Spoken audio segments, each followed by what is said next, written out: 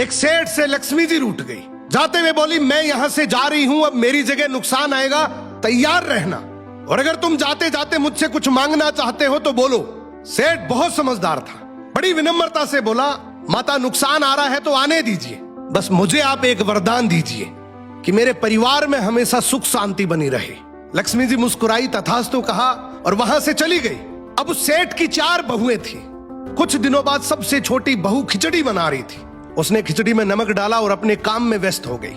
तभी दूसरी बहू आई और उसने खिचड़ी को बिना चखे ही और नमक डाल दिया और वो भी अपने काम में व्यस्त हो गई। ऐसे एक एक करते तीसरी और चौथी बाकी की 2 बहुएं भी आई, उन्होंने भी खिचड़ी को बिना चखे ही उसमें नमक डाल दिया। अब रात को सबसे पहले सेठ खाना खाने बैठा। जैसे ही उसने खिचड़ी का 1 चम्मच लिया, उसे महसूस हो गया कि इसमें बहुत ज्यादा नमक है और सेठ जी तुरंत समझ गए कि नुकसान आ चुका है। किसी से कुछ नहीं कहा, चुपचाप खिचड़ी खाई और चला गया। अब सेठ के बाद खाना खाने की बारी आई सबसे बड़े बेटे की। बेटे ने खिचड़ी का 1 निवाला लिया। उसने परिवार वालों से पूछा, पिताजी ने खाना खा लिया? उन्होंने कुछ कहा? तो बाकी सबने जवाब दिया, हाँ पिताजी ने तो खाना खा लिया, लेकिन किसी से कुछ नहीं कहा। तो बड़े बेटे ने भी चुपचाप खिचड़ी खाई और चला गया।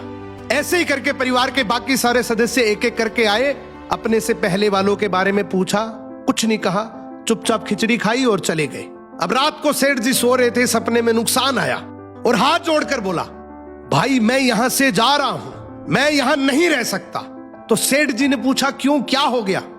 नुकसान बोला, तुम सबने मिलकर 1 किलो नमक खा लिया, पर मजाल है कोई किसी पर नहीं चिल्लाया, किसी ने गुस्सा नहीं किया, सब शांत रहे।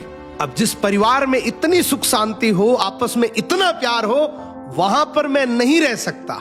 निष्कर्ष कि जिंदगी है तो उतार चढ़ाव, दुख सुख, फायदा नुकसान सब चलता रहेगा, लेकिन जिस परिवार में आपस में लोगों में प्यार है, सुख शांति है, छोटे में आदर, बड़े में बड़प्पन है, उस परिवार का कोई नुकसान, कोई आपदा कुछ नहीं बिगाड़ सकती।